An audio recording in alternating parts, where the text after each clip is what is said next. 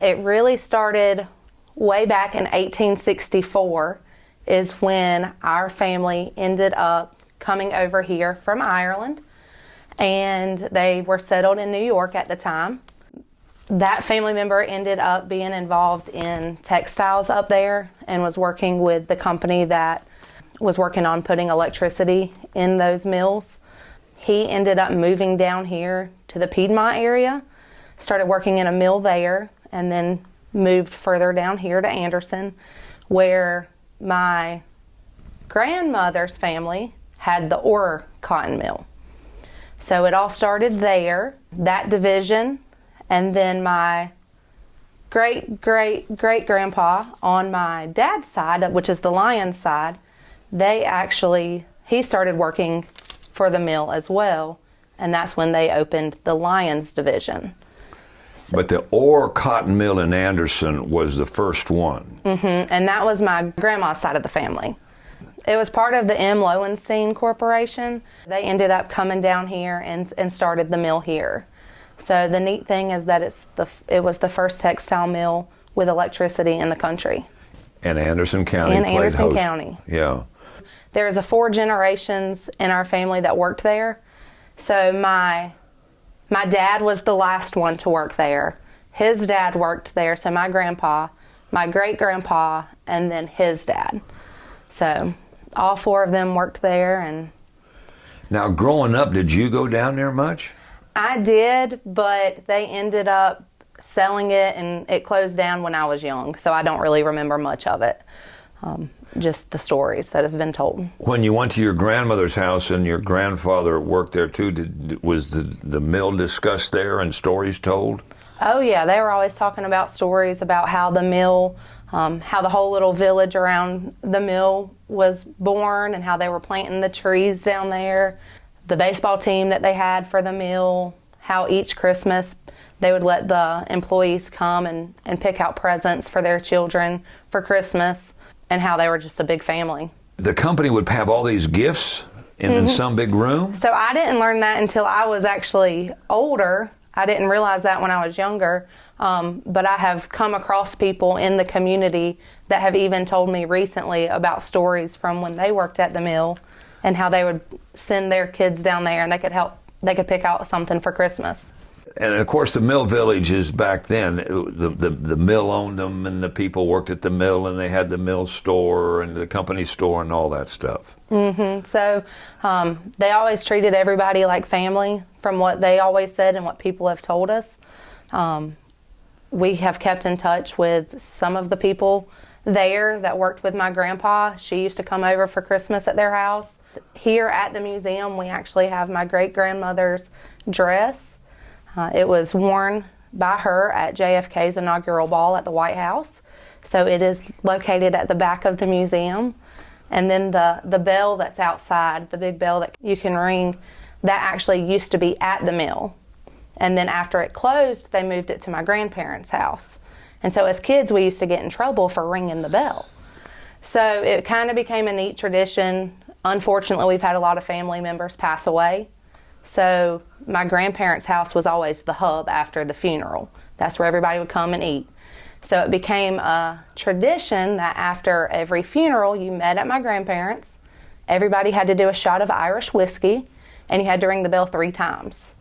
So that kind of became our family tradition, and the last time that we rang the bell at their house was at my dad's funeral. So I love coming to look at it. So then at some point it was decided did the house get sold or get... It did. So at that point, somebody had the good sense to say this bell needs to be preserved. Yeah, we had the option that we could either move it to somebody else's house, but it's a giant bell, so what were we going to do with it at somebody else's house? So everybody thought, well, why don't we donate it to the museum? Now you've got a place to bring your kids and eventually your grandkids, right? I do. I've actually brought my kids here, and I've gotten their picture in front of the bell and in front of the dress, and they love coming up here to see all the neat history that's here in Anderson. My grandmother, I don't know if you may have remembered her name, Mary Ann Lyons. She did a lot of radio work back in the day. I learned that. But she was also a famous local painter here in town. Right. So she used to do all of the paintings on the old pediatrician office, Yep. all of those little rabbits and the wooden animals. She had painted all of those and used to do a lot of the Christmas decorations downtown. How important it is for you as a parent to instill within your kids this special history that your family has in Anderson County? I think it's very important. You see, as my generation is getting older, I feel like a lot of history is being lost. You don't really see people talking about it as much as they used to. So I do think it's very important to know these fun stories and the history of family. For those that may be listening and aren't that up to date on the locale, explain to them where this mill that we're talking about is located, and there's not much left of it. Okay, so it's down on the south side of town near the Homeland Park community. Well, I guess if you're coming from Main Street, it's right before you get to Orrville Baptist Church. And there's a church there south. Yep. Yeah, and all around it is the remnants of the old mill. I think I went down there the other day and was looking at it, and I think there's one building that's basically left intact. There was evidence that they were removing some of the bricks and some of those other old, buildings that were down there, and periodically there'll be a fire down there, and I'll have to go down and put it out. I know my grandpa, after they closed the mill, and it devastated him. He wouldn't even drive down that road because he didn't want to see it. So, really? It just made him sad to drive past it. So. You're currently involved in doing stuff for Anderson County. How did that originally start, your desire to help? I guess it really started when I was in high school, and I was very involved in the youth group at Concord Baptist Church. And they had just started a program where they would go down near the mill and feed homeless or the sick and shut in. So every single Monday night, I would go down there for the rest of high school, all through college, anytime I came home, and really got to build some of the relationships with the people down there. Then after college, I got involved with a group out of Greenville that helps orphans in Uganda. So I sat on their board of directors for a couple years. And then through work, I was involved in Upstate Senior Network, which is a professional networking group in the upstate. So I served on their board for about 4 years. And then now that has led me into being on the board of directors here at the museum. I came in July or August of last year. I'm the secretary on the board of directors here. I'm also the gala chair for our annual fundraising event. It's just a chance for us as the Friends Board of the museum. That's how we raise money to keep the exhibits here at the museum looking nice and adding on more of them. So any fundraising efforts we can do to try to bring in money for these exhibits is our biggest focus. What was a gala like? It was fun. I love planning parties. So if you ever ask any of my friends, I'm probably planning the next 10 birthday parties for my kids. So when they asked me, of course, I said yes. My husband says that I have a problem saying no, but it was really fun. We had over 100 people here at the museum walking through the exhibits. The Combo Kings were here playing music. We had raffle prizes, a dance floor. Sullivan's did the catering. So it was a really good time. You grew up here. Your parents have a rich history, and your whole family in Anderson County.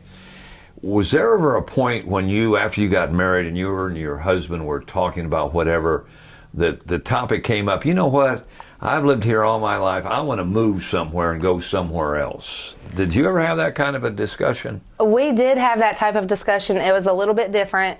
When we actually were engaged, he worked in Greenville and I worked in Greenville at the time. So when we started looking for houses, we were going to go ahead and buy a house that he would live in, and then I would move in after we got married. And so he said, well, the obvious solution is we're going to buy a house in Greenville. And I said, no. I said, we will live in Anderson, and we will live in the 29621 zip code. I said, and we will be within 5 minutes of our families. And he laughed, and he said that he didn't understand why. And I said, well, one day we're going to have kids, and jobs change. And I said, and we're going to need family help with the kids. So we bought a house here in Anderson. We're a minute away from my sister. We're a minute away from my in-laws. And we're about 5 minutes away from my mom. So things did change. I was right. Jobs changed. My job is now here in Anderson, and he's not driving all the way to Greenville, but he's in the Piedmont area. So that was our discussion about leaving, but I shot it down pretty quick. And why is that important, other than the fact you're going to be in close proximity to a family? What else did the Anderson community offer you that Greenville didn't, or another upstate community? What was there special about here? Well, this is all I've known. I didn't have the desire to leave. Greenville's too crowded, too big. Anderson, it's getting big, but it's still small enough. But basically being by family is the biggest thing that's drew me here. Hypothetically, you're in a conference in Dallas, Texas, and you strike up a conversation with somebody from Louisiana, and they say, "Where are you from?" And they say, "South Carolina." And they say, "Well, we're thinking about moving. Why should we move to Anderson?" Well, I mean, the best part, we're right beside Clemson, where the Tigers are. We're just right near Greenville, so you can make that a day trip. We're not far from the mountains. We aren't far from a beach. We're perfectly located, and we have JCs. Those bird dogs are the best. So you can probably find me there like 3 days a week. And we got the lake? We do have the lake. So everything is just, it's right here. Yeah. Why would you want to be somewhere else? Good point.